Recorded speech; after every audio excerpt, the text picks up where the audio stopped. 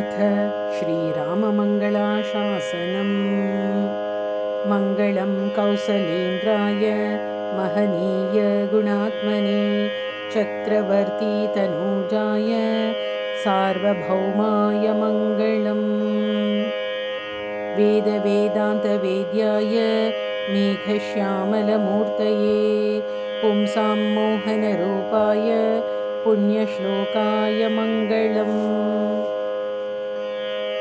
विश्वामित्रान्तरङ्गाय मिथिलानगरीपते भाग्यानां परिपाकाय भव्यरूपाय मङ्गलम्।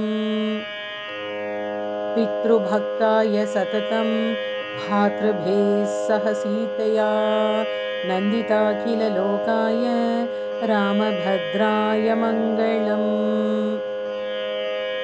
त्यक्तसाकेतवासाय चित्रकूटविहारिणे सेव्याय सर्वयमिनां धीरोदात्ताय मङ्गलम्।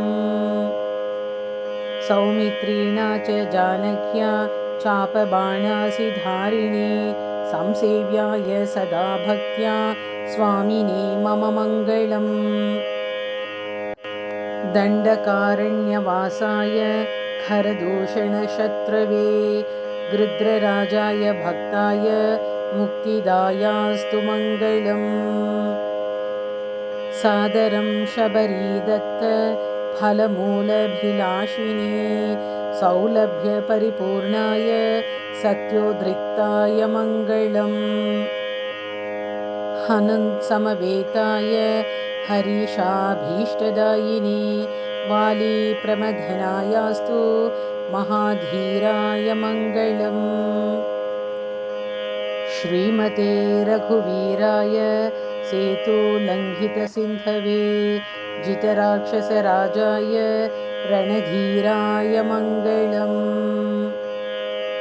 विभीषणकृते प्रीत्या लङ्काभीष्टप्रदायिने सर्वलोकशरण्याय श्रीराघवाय मङ्गलम्।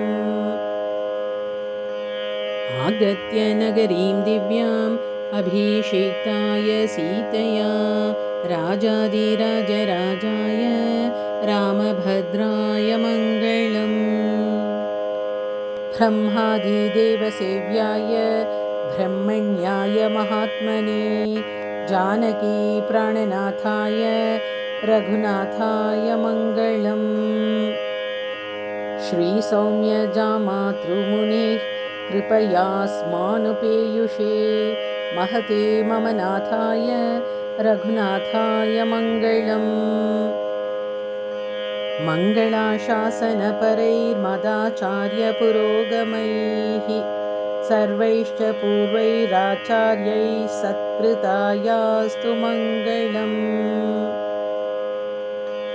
रम्यजामातृमुनिना मङ्गलाशासनं कृतं त्रैलोक्याधिपतिः श्रीमान् करोतु मङ्गलं सदा।